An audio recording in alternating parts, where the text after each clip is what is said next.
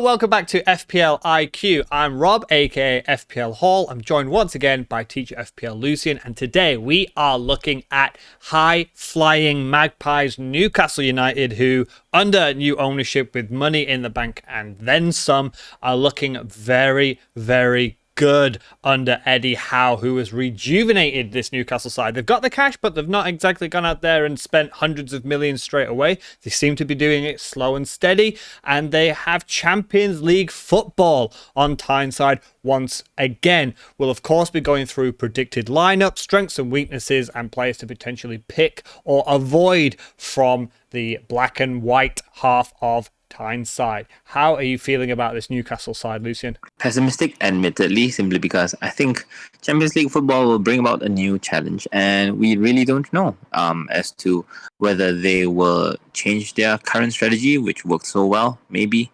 We really have to be objective about this and compare Newcastle in the second half of the season to the first half of the season, so that we know on a trajectory perspective which way they will go. Yeah, I think as well, they do have a little bit of squad depth, but I think the likes of Newcastle and Brighton this year with European football are going to find out those new challenges and not being able to play the same team. So when we go into the predicted lineup in a moment, you know, the goalkeeper and defense feels like it's every single game, it's the same backline. Are they going to be able to do that when you add in Champions League fixtures on top of, you know, your Carabao Cup and your FA Cups? It is going to be definitely a more difficult challenge now. They are fighting on more than one front, right? If you want to stay in the Champions League and retain Champions League football through the Premier League qualification, then it's going to be a big ask. But they have already started to make some waves in the transfer market with one or two ins and outs. But let's have a look at the predicted lineup. So looking at a 4-3-3 for Newcastle, Nick Pope in goal, Trippier at right back, he was, I think, the second highest owned player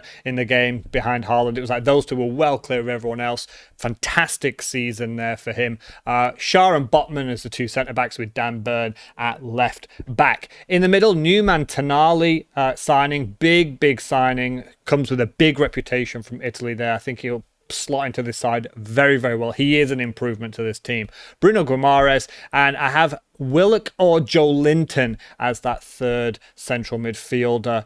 Just sometimes it feels like that slot is slightly less nailed. Up front, I think Isaac might be pushed a little bit out to the wing again, unless they go maybe to a 4-4-2, which means Wilson will probably play more central. And at the moment, I've got Almiron at this slot. Now, he has had to fight the likes of Anthony Gordon and Alan St. Maximan, but it looks like St. Maximan is gone and Harvey Barnes could be coming in. So Almiron is going to be a little bit of a question mark. He had a fantastic first half of the season. He is someone I literally earmarked. I had him from game week 1, and I did a whole review on him of how I was impressed with him in game week 1, and he had a fantastic first half of the season. Faded a little bit after the World Cup, but I think in terms of question marks, the one central midfield position and the one wing position are the ones that are probably questionable. But in terms of the other sort of 9 players, it feels like that is like a pretty easier team to predict. How are you feeling about this Newcastle side then?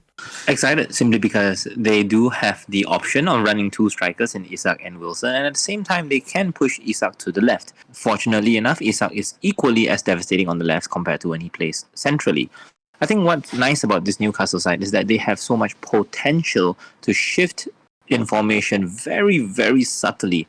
Anything that starts from this 4-3-3 can turn into a 4-4-2, a 4-2-2-2, a 4-2-4, 4-diamond-2. It really comes down to the makeup, the starting 15 of Eddie Howe's lineups. And on your point with Almiron, his only competition arguably is right winger, another right winger, which would be Anthony Gordon. But everyone else that you've mentioned plays on the left. So at this stage, for Newcastle, nothing really changes, because Newcastle's strength isn't exactly on the right side. It's actually in transition from the midfield into the attacking third, where you have the likes of Bruno Guimaraes playing defense, splitting passes into the half spaces for Almiron to run into. That's what they did to power the first half of their season, and then they relied on the finishing of Isak and Wilson in the second half.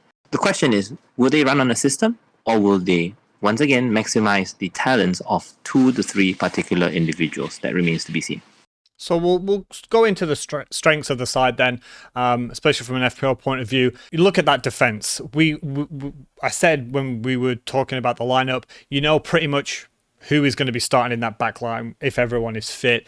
And I cannot believe, minus a 6.5 million Trippier, the 4.5 million that you can get one of the best Premier League defenders, a Champions League football club, for 4.5 million. The same price as like everyone else below them.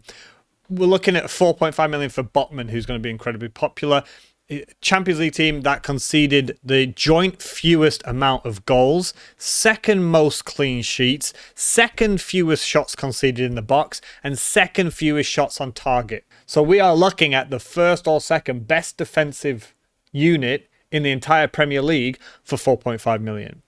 The starting 11, especially that exceptional defense, is usually quite easy to predict. So you can easily choose like a defender here. You know, my tactic at the moment is to, because the start of the season, the fixtures aren't fantastic for Newcastle, is to have a 4.5 million Newcastle defender and perhaps an Aston Villa defender or a Brentford defender that I can rotate after 3 or 4 games when Newcastle's fixtures turn, because arguably this could be the cheapest point that these guys will be. The only way it could be reversed is they're going to be so popular that after 4 or 5 games they've got no clean sheets and people start to sell them. And if you can pick up a Newcastle defender for 4.4 or 4.3 million, that is madness. You've got Tonali added to that midfield as well, who is incredible defensively as well as in attacking phase, so that increases that defense's potential even more. In attack, Isak is probably still the main man. People get a little bit put off when he's on that left of the front three. I think it slightly does lower his points potential when Wilson is playing, but both of them are excellent to have. And Almiron, if he is in that front three for his price as well, isn't bad. Newcastle are 6th for goals, goals in the box, and total attempts, as well as being 2nd for attempts inside the box. So for 7.5 million or less, you are getting a top 6 team attacking player. Or you go to the defense and you are getting, for 4.5 million, the first or second best defense in the entire Premier League. It's a no-brainer. The only thing when we jump onto the weakness is going to be that the start of season fixtures. So it's difficult to recommend having 3 of them now to start the season with, but to have one just in place and then after 3 or 4 game weeks they come into the side, that could be the way to go. What do you feel about the strengths of this Newcastle side? That's the thing, Rob. Like, everything in your premise assumes that Newcastle are a top 6 side, but I think if you were to go out there and ignore the results of last season, I think people will still somewhat have the image of the likes of Spurs and Chelsea and Liverpool to be part of that top 6. So I think the first question we need to address is, first of all, has Newcastle officially breached the top 6? Because I think this in part has also Chelsea and Liverpool's failure that contributed to a lot of Newcastle looking extremely good. In the end, when you look at the second half of the season, right, like you immediately see that Newcastle drew 0-0 with Leicester. Can you remember another clean sheet before that? Yeah. No. Yeah. So despite putting up decent defensive numbers, they do leak the odd goal, but that is only from an FPL perspective. At least they have the tendency to deliver when it matters. They have beaten the likes of Man United 2-0. They've had solid victories against key rivals such as Brighton, such as West Ham. And I think that's the nice thing about Eddie Howe's side. You actually don't know what his plan A is. Eddie Howe is probably one of the most media-savvy managers in the league, in the sense that he reveals his philosophy without actually going into too much detail what he does well. You would have to actually study his entire setup to see what he does better than the rest of the league. At this stage, no one really knows. Does Eddie Howe improve players, or does he create a system to maximize his players' talents? Nobody knows for sure. And this opaque impression of him just being there with that cool-looking face of his basically shrouds the facts that he can transition from any type of formation to another, and he's not in charge of a side that punishes weaknesses, nor is he a side that has an unstoppable plan A. He just has different people delivering at the right times. So much that we laud the likes of Miguel Almiron and Bruno Guimaraes that we forget to consider the contributions of Joe Willock and Joe Linton. Even the likes of Elliot Anderson and whoever replaced Alan St. Maximin on the left wing while he was out. There were so many heroes that contributed goals at crucial times to this Newcastle side that it seems that, you need to ask yourself the question, will they repeat it this season? And the answer still looks like yes. So really they are going to say what they do. They're going to do what it says on the tin. The question is, will they perform and land in the top 6 finish once again? And just sticking with the strengths, I've mentioned earlier about how much money that they have. And they are doing it the smart way. They are adhering to the financial rules. They're not going out there and saying, oh, we're going to buy Neymar, we're going to put in a bid for Mbappe, we're going to try and bring in Militao from Real Madrid. They're not doing that. They're only going to get better. Because they've got such a huge funding behind them. They're not going to lose any key players, and they're just going to keep bringing in quality. They don't have to go out there and just penny pinch or do anything. If they want a player, they're just going to keep improving all the time. And again, I keep talking about the strength of this defense, but we talked about defenders who are rotation. So Manchester City, none of their defenders got over 100 points. Defenders that play almost every game, but still don't hit 100 points, like Fulham. Every single Newcastle defender got over 125 points. All 4 of them. You could have had any of them, apart from Trippier, who's well in advance clear of the rest because he's on free kicks and set pieces, and he has that more license to get up and down the wing compared to Burn, who's more of a stay back left back. You just can't argue with that. But we'll go on to the weakness, because that is connected to the defense. And the weakness for me is squad depth. We've talked about the challenge of having the extra competition, and you want to do well in the Champions League. You want to make a good account for yourself. They might put a reserve team out in the Carabao Cup. They're not going to put reserves out for the Premier League. They're not going to put reserves out for the Champions League. And they probably, unless it's an easy fixture, they probably will respect the FA Cup.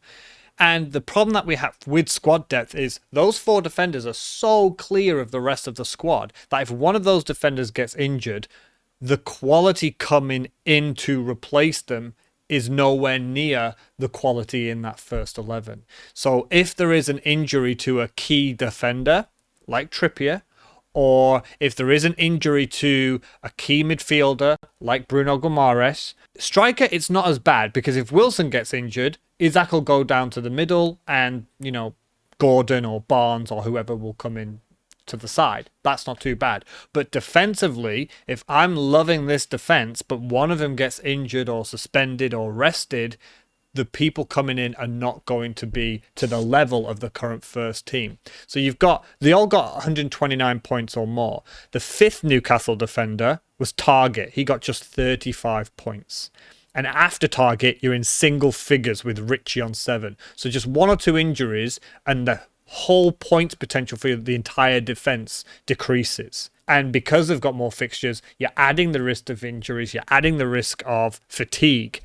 And the next one for the weaknesses is this tough start to the season. Villa at home, I've mentioned before, Emery, since he's taken over, if the league started when Emery started, they'd be 3rd, right? That's not an easy game. Then they've got City, Liverpool, and Brighton in the first 4.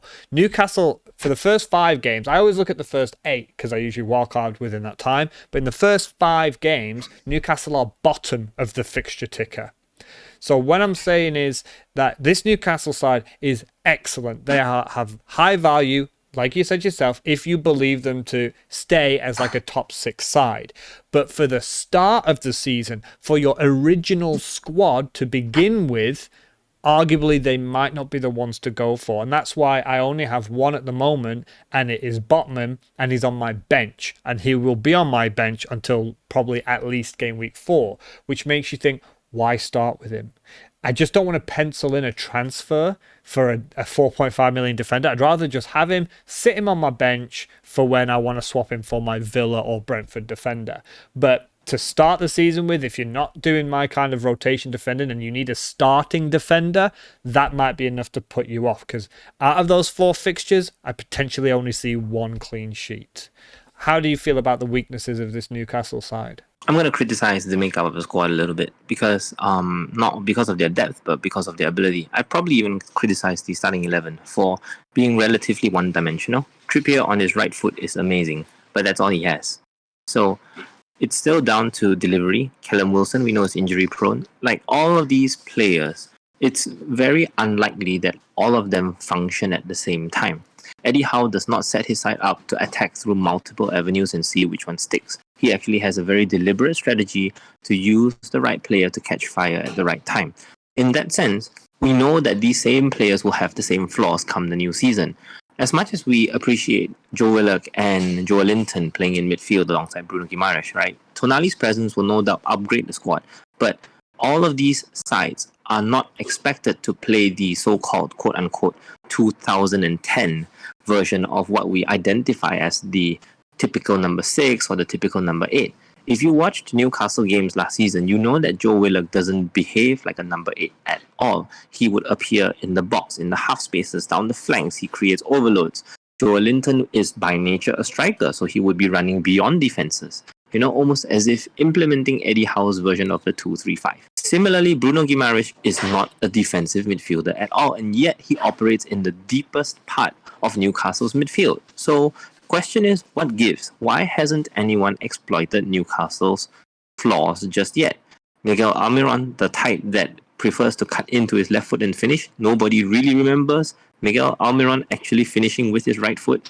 So it's really difficult to say, it's easy to imagine what their strengths are, but more often than not, their weaknesses have flown under the radar, and really it's only a matter of time before they get exposed. Newcastle on the flanks have plenty of solutions, and in midfield, they have suffered key injuries to certain midfielders like Bruno Guimaraes' suspension. Willock got injured a couple of games, and they've brought in the likes of Sean Longstaff, who has played really well. I think to that argument, I would say that actually Newcastle are a fixture-proof team. The question is, who delivers? Because that's what we are concerned about as FPL managers. If you want to invest in somebody from the get-go without any prior knowledge or perhaps not trusting pre-season form at all, you wouldn't know who to pick. Like, it's a 50-50 choice between Isak and Wilson. You don't know who will even start on the flanks. If I told you I had Almiron, Gordon, and 2 other wingers, all fighting for 2 spots, you don't know who starts. Like, even if we see all the preseasons come out, I looked at their last game against Rangers, and they played Jamal Lewis on the left flank. Nobody knows. At the same time, I think Newcastle's defensive woes, right, has been relatively suspect, just powered by our faith in Kieran Trippier. Have you ever owned 2 Newcastle defenders at any point of the season? Could have had Trippier and Botman. But did you? Did you own any of them? Yeah, I think I had those 2. I think I had... I could have had Burn. I think I might have went Burn over Botman.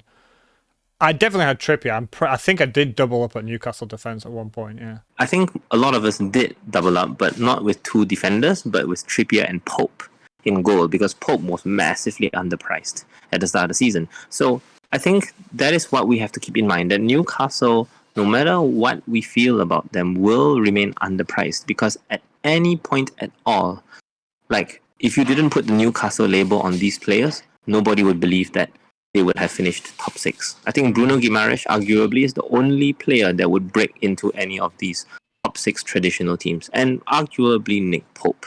But everyone else has a lot to prove. Yeah, fair points. They work really well as a unit with Eddie Howe steering the ship, but you know, you look at if you look at their midfield before Tonali and compare it to any traditional top 6 club, you probably would have had them as the weakest one, right? Which is, I think, is a fair point. We'll have a look at some players to potentially pick. Mine's just straightforward. Isak or Wilson, both of them are fit. They're fantastic. Wilson, I said this at during last season, that if Wilson was fit, if you tracked back his 38 games of being fit, he'd be like the top point scorer or second behind Haaland as the season went on. It's just his fitness. But if he's fit and Isak's fit, I think they're both excellent value. The second one would be any defender not Trippier for 4.5 million. I think they're all so close. Shaw, Botman and Burn are so close in terms of points and potential. Like, choose one and just hope for the best. I was, before I really thought about it, I just, as an outside pick, for 5.5 million, I don't think Willock is a bad shout. Now, just now with Tonali coming in and the fact that it's like him or Joe Linton for that third slot, that's why I've not like officially put him down as my third choice. But I just feel that if you are really struggling for money, you want to go 3 premiums like yourself have been trying, and you need sort of a 5.5 million or less midfielder, 123 points, considering he started 31 games, so it's not like he's completely discarded. He does seem to have that slot more than Joe Linton a little bit now. I think 5.5 million is decent value, but if I was to actually recommend, I would just probably first say defender and then second say Isaac or Wilson or both. I actually prefer Wilson over Isaac because if they both play, Wilson's the central fox in the box, but Isaac is more nailed and it looks like they're looking to him for the future, right? He's going to be the star boy for Newcastle. Any players that you want to pick out for Newcastle? I'm actually looking for Newcastle's prices because we've not really talked about their forwards. Are they both 7.5? No, Wilson's 8. Isaac is 7.5. Yep. So there's been a mini discussion on Twitter as to whether Diogo Jota or Luis Diaz or even Darwin Núñez will match Gabriel Jesus' goal tally. When you consider that Wilson and Isak are both in and around the same price, you'd probably have to put them in the same conversation. So will both strikers rack up goals or goal contributions that are on par with the likes of Arsenal and Liverpool forwards? I think the question is as straight up as that. So at the moment, if everything goes well, then the answer is a very resounding yes. But we have to acknowledge the fact that Newcastle are no longer underpriced. So unless you can catch someone that's on a hot streak, and obviously we don't have a hot streak now, the default would be the strikers. I think the only thing I can say is that Isak has this, he treats Thierry Henry as his idol. He literally grew up playing that sort of play style. So in that sense, I do feel that if you feel Newcastle are attempting to start hot and score within the first 20 minutes, then you get Wilson. If you feel that they're going to grow into the game, react to halftime changes and make tactical decisions, play on the counter, then Isak's your man. That's all I can say between those two. What's your second pick? Well, with my second pick, the thing about Newcastle is that we have to treat them like literally a black box because we do not know what their process is. We don't know, crucially, what they are doing better than the rest of the league. So we can only judge them by their results. Then we just fall back on conventional FPL wisdom and pick the cheapest player who will take advantage of their value. Obviously, Botman is the most underpriced player in that sense compared to the rest of the squad. So really, Botman just stands out for that tactical decision. Yeah, Shaw's 5 million, and he's not worth the 0.5 million more than Botman. So it's Botman or Burn for 4.5. They're both identical for points, so sort of take your pick. But Botman for me, you're right. And you have a third pick? My third pick is a bit of an interesting one because he's arguably the only player that can score more than 15 points a game. Bruno Guimaraes has the tendency to deliver from range. The only question is whether he wants to because there is literally no defensive cover behind him. So I would say this. As the third pick, Bruno Guimaraes is an absolute standout, but only if Eddie Howe implements a new innovative tactic that involves shifting a defender into midfield to cover for his deficiencies, or maybe tucking a winger in by playing a central midfielder there. Who knows? Eddie Howe can come up with any sort of innovation and we will never give him the credit he deserves because nobody knows. He's very rarely highlighted himself under the spotlight. He's that humble of a guy. And we just have to pay attention and give credit where it's due. Well, Tonali, you see, is more of a defensive-minded midfielder. So if you, in the patch, you said Bruno Guimaraes was that more deeper one. Now, if Tonali is the one that can stay back, that might give license for Bruno Guimaraes to get even higher up the pitch, which could end up making a mockery of that 6 million price tag. Because, like you said, when he can get forward, he looks fantastic. Tonali's the linchpin now to stay back. Run free, my man. Get forward, see what you can do. Players' potential traps or ones to avoid. Just one from me and one from you. Mine is just Trippier.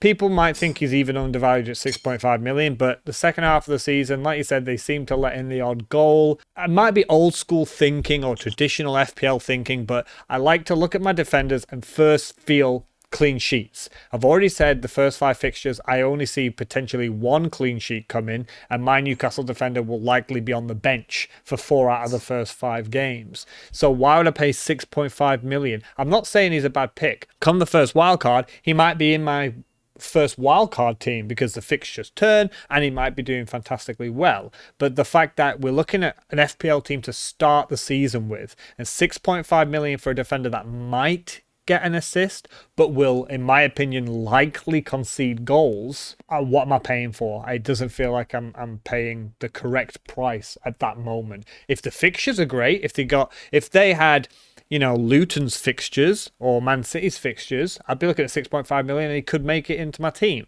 But that's the way it is. That's what the fixtures are. I don't see clean sheets coming too many times in the opening 5 games. So 6.5 million for me would be money spent better elsewhere, and look again, reassess on your first wild card to see if Trippier is back to doing what he was for the first half of last season, and if he's worth that 6.5 million, but not to start the season with.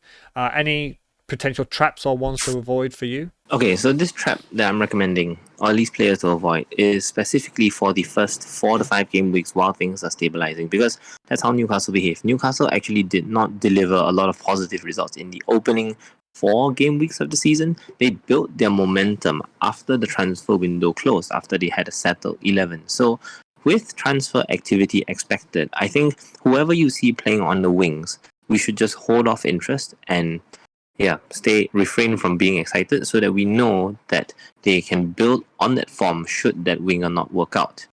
Miguel Almiron's form arguably started after the first break, around game week 5 to 6. And even in that stage, Newcastle weren't scoring multiple goals. They weren't blowing teams away. It was just that through certain losses, Almiron would get the consolation goal, and that was how his streak sustained, and that eventually led to Newcastle delivering wins. I think Newcastle will have to go through the same transition this season so that we see Newcastle deliver value again. I just wonder if they are capable of beating that layer of teams that finished 6th to 10th last season. That's really the biggest question mark. So at this stage, I would say no until they figure out who their first choice wing pair are. Yeah, I think that's a fair point, because we had underperformers like Liverpool and Spurs and Chelsea. Can Newcastle stay ahead of the likes of those clubs if they return to their better performing ways? We'll finish with a rating out of 10. I'm still going to give Newcastle an 8 out of 10. I think they're fantastic value. I think Wilson or Isak are both excellent options. I think the defenders, even if Trippier has a good run of fixtures for 6.5 million, he could be good value, but Burn and Botman are excellent value for 4.5. If Bruno Guimaraes is given that license to roam forward now with Tonali in the side, he could be excellent for 6 million. It's just an 8. Oh, even Pope. Pope is a fantastic goalkeeper. They're great all round, well priced, but it's only an 8 because we're looking at the start of the season fixtures, and I cannot ignore the first 5 games. I know that they're a good side, and I know that they could probably score goals. They might keep more than 1 clean sheet, but there are just right now other options out there that are similarly priced or cheaper that just have a really easy start to the season. I look at Brighton when I'm talking about that. I'm not particularly sold on Brighton. I don't know if they can retain how well they're playing, but the fact that their first 3 games are so good, I can't ignore those fixtures. So it would be higher if they had better starts. The bottom of the fixtures taken for the first 5, and I just personally can't ignore that. What would you rate this side out of 10? 6.5, really. Anytime you rate anyone or anything or any movie for that matter 6.5, you know that it's an above average movie that's worth the watch at the right time, because you know that it never fails you. Kind of like rom-coms and Hallmark movies that make you feel good, but like you wouldn't really need to expect a particularly award-winning or a special moment from any particular actor. So yeah, solid 6.5. Yep. Just like Eddie Howe. Great. Okay, so that's it for our look at Newcastle. Up next will be Nottingham Forest. So thank you for joining us today. Let us know in the comments below which Newcastle assets have caught your eye, and do those fixtures put you off as well. Thank you very much for joining us today, and as always, have a good one.